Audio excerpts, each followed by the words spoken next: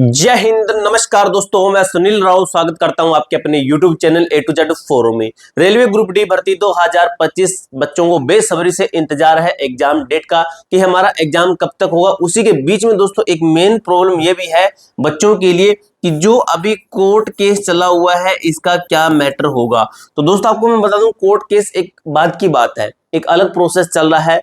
अगर आपकी तैयारी अच्छी है तो इसका मतलब ये नहीं है कि आपकी तैयारी बेकार जाएगी। अगर कोर्ट केस सक्सेसफुल हो जाता है तो आपकी तैयारी बेकार जाएगी, तो वो आपकी तैयारी किसी और एग्जाम में काम आएगी। ठीक है, जो रास्ता आपने चुना है, जो तैयारी आप करे हो, आप यहां तक पहुंच चुके हो, तो वो आगे और भी एग्जाम्स है। यहाँ पे एग्जाम्स मैं लिखता हूँ, आपके एग्जाम्स की तैयारी कर रहे हो, ना कि स्पेशल ग्रुप डी की तैयारी। ठीक है, तो आप बीच रास्ते में हो तो इसका मतलब है कि आपने ये चीजें जो कवर की है, जो पीछे आपने चीजें छोड़ी है, तो उस चीजों से आप गुजर चुके हो। ठीक है, ओवरऑल कहने का मतलब ये है कि आपकी जो तैयारी वो कभी बेकार नहीं जाएगी, आपकी तैयारी काम ही आएगी। अब आपकी एग्जाम डेट क्या है दोस्तों, वो आपको मैं बता दूं। एग्जाम डेट आपकी बिल्कुल नजदीक है। एनटीपीसी की एग्जाम डेट आपको पता है जारी कर दी गई है ग्रेजुएट लेवल की। अंडर ग्रेजुएट का भी आपको बता दूंगा कब तक खत्म होगा, उसके बाद में आपका ग्रुप डी का शुरू होगा। ठीक है, 1 करोड़ से ज्यादा आपके फॉर्म आए हैं, कंपटीशन काफी हाई लेवल का भी है। ठीक है, तो इसका मतलब ये है कि भाई जो बच्चा अब अच्छे तरीके से तैयारी कर रहा है वही सिलेक्शन ले पाएगा।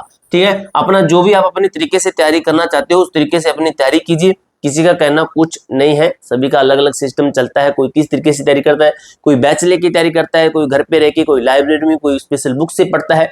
तो वो आपकी मर्जी है, जो आपका मन करे उस तरीके से आप पढ़ना। ठीक है, अब एग्जाम डेट क्या है उसके ऊपर हम बात कर लेते हैं। ठीक है, और जो कोर्ट केस मामला ना भाई, वो आपका कब तक है, वो जुलाई में आपका खत्म हो जाएगा।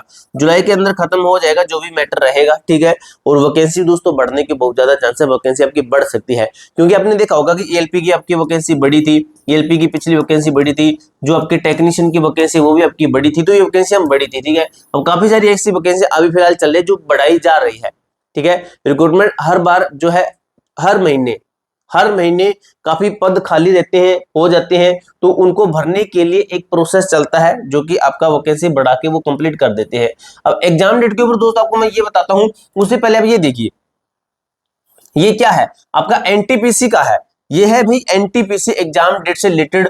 5 जून से आपका एग्जाम शुरू है और 23 जून तक आपका एग्जाम खत्म है। किसका है, तो ये है भाई आपका कौन सी पोस्ट का, ग्रेजुएट लेवल का है। ठीक है, जो आपका ग्रेजुएट लेवल का है, और आपका जो +2 है, 12th है, 12th का है, ये इसके बाद में शुरू होगा। तो कब से, क्या तुरंत बाद में? तुरंत बाद में नहीं होगा।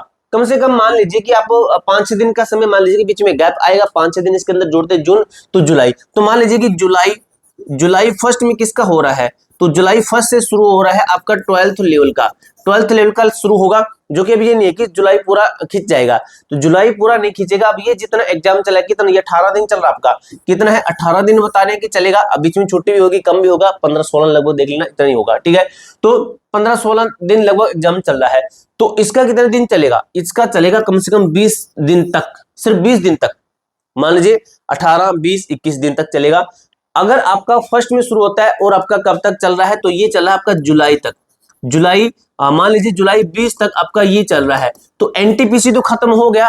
उसके बाद में रेलवे के सामने बड़ी भर्ती कौन सी है, तो बड़ी भर्ती है आपके सामने कौन सी, रेलवे ग्रुप डी की है। कौन सी, रेलवे ग्रुप डी की है। ठीक है, रेलवे ग्रुप डी की भर्ती है। अब उससे पहले एक चीज समझिए कि इसके अंदर एग्जाम की जो डेट है वो क्या बताएगी थी, कि जून में एग्जाम है। ठीक है, मैंने आपको हर बार ये चीज जरूर दिखाई है, ये चीज जरूर दिखाई है, जिसके अंदर बताया गया कि सीबीटी 1 एग्जाम है, किसका था, एनटीपीसी का था। एनटीपीसी का आप देख सकते हो, मैं साइड में हो जाता हूं, अभी देख सकते हो एनटीपीसी का कब बताया गया है, ये आपकी पोस्टें हैं टोटल, कब बताया गया था, इफ इन जून। देखिए सीबीटी 1 एग्जाम नोटिफिकेशन के बाद में एक क्लियर कट आइडिया लिया गया कब नोटिफिकेशन आती है और एग्जाम कितने टाइम के बाद में शुरू होता है। उसके आधार पर इन्होंने बताया, इस जो है ये नोटिस बना मान सकते हो या फिर कुछ एक एनालिसिस है, इसके अंदर बताया गया कि इफ इन जून के अंदर आपका एग्जाम हो रहा है। तो उसी तरीके से अगर टाइम निकालें, ये टाइम निकालें, तो इसका निकल रहा है इफ इन अक्टूबर। ठीक है, कोई सितंबर नहीं है, कोई अगस्त नहीं है, जून के अंदर, जुलाई के अंदर वो आपका खत्म हो रहा है। मैंने आपको कहा जुलाई के बाद में जून, जुलाई, अगस्त आ जाएगा। क्या अगस्त आ जाएगा, सितंबर आ जाएगा, तो ये 2 महीने लगेंगे आपके, ठीक है। 2 महीने के अंदर आपका एप्लीकेशन का शेड्यूल तैयार होगा। अब अक्टूबर महीने के अंदर आपका एग्जाम होने के बहुत ज्यादा चांस है। मैंने आपको पिछली वीडियो के अंदर बताया था कि अक्टूबर एंड से आपका एग्जाम शुरू होगा। तो आपको ये नहीं है कि बच्चे कहते हैं कि चलो अक्टूबर एंड कह रहा है तो मैं 15 अक्टूबर तक अपना सिलेबस है कंप्लीट करूंगा, तो अक्टूबर महीने में आपको सिलेबस कंप्लीट नहीं करना है। अक्टूबर महीने से पहले पहले आपको अपना सिलेबस कंप्लीट करना है।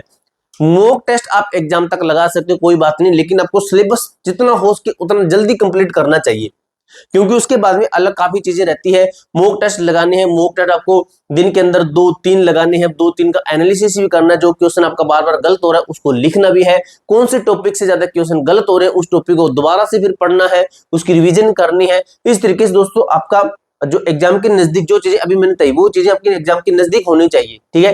यानी अक्टूबर के अंदर आपकी वो चीजें चलनी चाहिए जो आप मॉक टेस्ट लगाओगे, उसका एनालिसिस अच्छे तरीके से करोगे तो आपके अक्टूबर महीने के अंदर चलेगी, ठीक है। उससे पहले पहले आपको अपना क्या है, जो कि आपका सिलेबस है, वो कि कंप्लीट कर लेना है। एग्जाम डेट आपको मैंने बता दी, अक्टूबर महीना आपको टारगेट लेके चला, अक्टूबर महीने के अंदर एग्जाम होगा।